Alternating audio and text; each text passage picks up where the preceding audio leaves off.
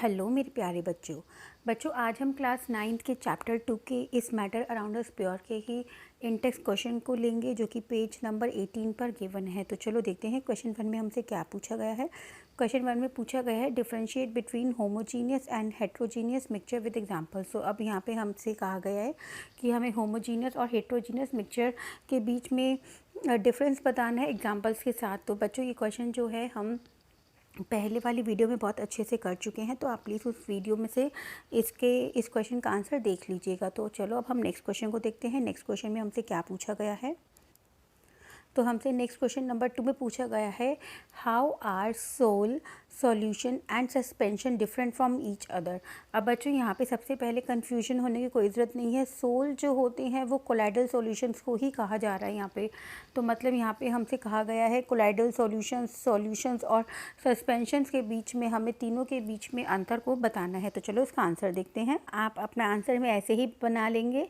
सबसे पहले वाले कॉलम में आप ट्रू सॉल्यूशंस लिख लेंगे, दूसरे वाले में सोल मतलब कोलाइडल सॉल्यूशन और तीसरे वाले में सस्पेंशन को लिख लेंगे।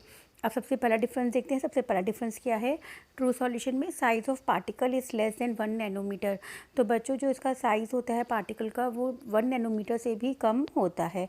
और जो कोलाइडल सॉल्यूशन होते हैं उसमें size of particle is between 1 nanometre and 100 nanometre. तो जो कोलाइडल के सॉल्यूशंस होते हैं उसमें जो पार्टिकल का साइज़ होता है वो 1 नैनोमीटर से लेके 100 नैनोमीटर तक के बीच में होता है। और जो सस्पेंशंस होते हैं सस्पेंशन में size of particle is greater than 100 nanometre. और जो सस्पेंशन के पार्टिकल्स होते हैं ना उसका जो साइज़ होता है वो 100 नैनोमीटर से बड़ा होता है। तो अब दूसरा डिफरेंस देखेंगे। दूसरा डिफरेंस क्या है। जो ट्रू सॉल्यूशंस होते हैं pass through ordinary filter paper and also through animal membrane.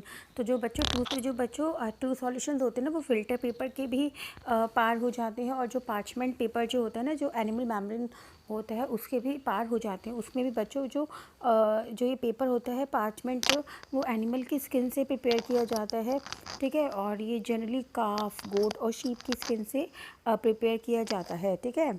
जो बच्चों ये पेपर होता है ना ये पेपर एक सेमी परमिएबल मेम्ब्रेन की तरह काम करता है जो कुछ ही सॉल्वेंट्स को अपने अंदर से जाने देता है और कुछ को नहीं जाने देता। तो जो ट्रू सॉल्यूशन होता है ना वो ट्रू सॉल्यूशन को अपने अंदर से जाने देता है, तो ठीक है। तो होते हैं जो कोलाइडल सॉल्यूशंस जो होते हैं ना वो it passes through ordinary filter paper but not through animal membrane. तो जो कोलाइडल सॉल्यूशंस होते हैं ना तो वो ऑर्डिनरी फ़िल्टर पेपर के तो पार हो जाते हैं, लेकिन जो एनिमल मेम्ब्रेन का जो पार्चमेंट पेपर का होता है ना उसके वो पार नहीं कर पाते, मतलब पाते हैं, ठीक है। और जो सस्पेंशन होते हैं जो do not pass through the filter paper और एनिमल मेम्ब्रेन। तो जो सस्पेंशन होते हैं ये ना तो फिल्टर पेपर के पास होते हैं और ना ही ये एनिमल मेम्ब्रेन को पास करके चले जाते हैं, ठीक है। तो अब आता है ट्रू सॉल्यूशन। थर्ड पॉइंट देखते हैं। ट्रू सॉल्यूशन के में क्या है particle do not settle down on keeping. अब जो ट्रू सॉल्यूशंस होते हैं ना उसके जो पार्टिकल्स होते हैं वो सेटल डाउन नहीं होते हैं। मतलब जैसे अगर नमक चीनी का घोल है तो ऐसा तो नहीं होगा ना कि नमक या चीनी कुछ देर बाद बैठ जाएगी पानी में। तो इसके पार्टिकल्स जो होते हैं ना वो सेटल डाउन नहीं होते हैं चाहे हम उनको कितनी देर भी बिना हिलाए डुलाए छोड़ दें, ठीक है।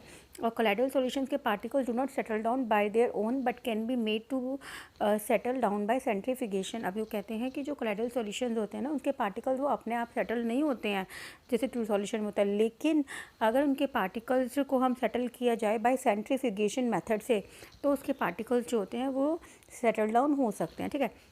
और सस्पेंशन के लिए क्या है कि particle settle down on their own under gravity. और जो पार्टिकल्स होते हैं ना सस्पेंशंस के वो नीचे बैठ जाते हैं, तली की तरफ बैठ जाते हैं, ठीक है। अब फोर्थ पॉइंट देखते हैं। Particles are invisible to naked eye as well as under microscope. जो ट्रू सॉल्यूशन के जो पार्टिकल्स होते हैं ना वो विजिबल नहीं होते हैं, हम उनको अपनी आँखों से नहीं देख सकते हैं और हम ना ही उनको माइक्रोस्कोप के अंदर देख सकते हैं।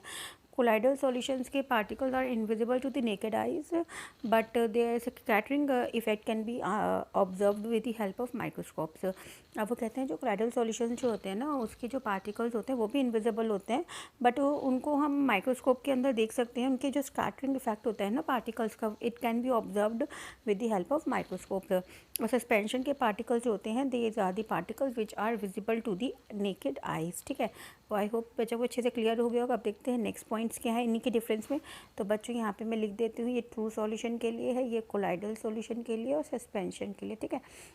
अब मैंने शॉर्ट फॉर्म में लिखा है। अब फिफ्थ पॉइंट क्या है, they do not show Tyndall effect. True solution जो होते हैं ना वो टिंडल इफेक्ट शो नहीं करते, क्योंकि इनके पार्टिकल का साइज़ ना बहुत ही छोटा होता है, जो लाइट को स्कैटर नहीं कर पाता है। क्योंकि टिंडल इफेक्ट में क्या होता है, जो लाइट होती है ना, जो पार्टिकल्स होते हैं, they scatter the beam of light and show the Tyndall effect.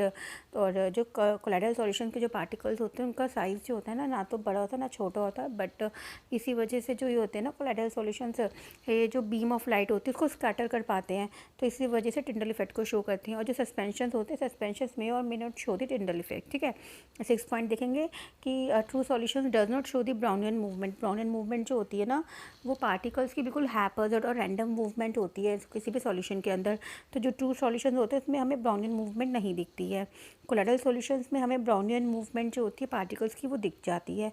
और सस्पेंशन में जो होता है मे और may not show Brownian movement. ठीक है, अब ट्रू सॉल्यूशन के एग्जांपल देखेंगे। सॉल्ट सॉल्यूशन हो गया, शुगर सॉल्यूशन हो गया, क्लोरीन इन वाटर हो गया। ठीक है, और कोलाइडल सॉल्यूशन के एग्जांपल हो गए milk, ink, fog, blood, starch.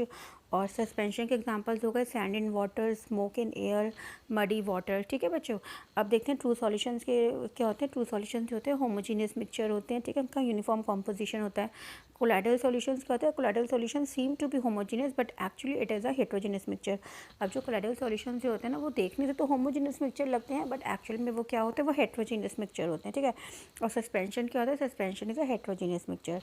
और फिर नेक्स्ट पॉइंट क्या है, ट्रू सॉल्यूशन के जो पार्टिकल्स होते हैं डिफ्यूज़ क्विकली। अब ट्रू सॉल्यूशंस के अंदर जो पार्टिकल्स होते हैं ना वो बहुत जल्दी डिजॉल्व हो जाते हैं, क्विकली डिफ्यूज़ हो जाते हैं। ठीक है, और कोलाइडल सॉल्यूशन के जो पार्टिकल्स होते हैं it take time to diffuse, वो स्लोली डिफ्यूज़ होते हैं। और सस्पेंशन के पार्टिकल्स बिल्कुल भी डिफ्यूज़ नहीं होते हैं। तो आई होप बच्चों ये आपको क्वेश्चन अच्छे से समझ में आ गया होगा।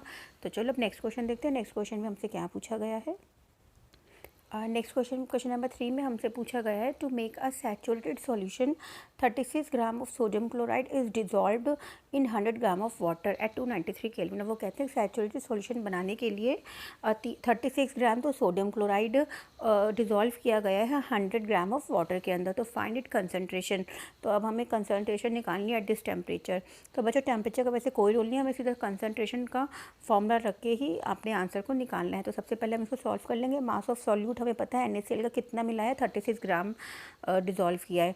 और मास ऑफ सॉल्वेंट, पानी का सॉल्वेंट का मास कितना था, 100 ग्राम था। तो मास ऑफ सॉल्यूशन टोटल कितना हो गया कि जितना सॉल्यूट मिला और सॉल्वेंट को प्लस कर देंगे तो 36 प्लस 100 तो 136 ग्राम आ गया। ठीक है, concentration by mass of the solution का फॉर्मूला क्या होता है, वो होता है मास ऑफ सॉल्यूट अपॉन में मास ऑफ सॉल्यूशन इंटू 100। तो हमारा जो सॉल्यूट का मास था वो 36 था। ठीक है, और जो मास ऑफ सॉल्यूशन था वो 136 से इंटू 100 कर देंगे। आंसर जब सॉल्व करेंगे तो इसका आंसर आ जाएगा 26.47% आंसर इसका आ जाएगा, कंसनट्रेशन आ जाएगी सैचुरेटेड सॉल्यूशन की। ठीक है बच्चों, आई होप आपको ये क्वेश्चन अच्छे से समझ में आ गए होंगे। Bye bye, take care.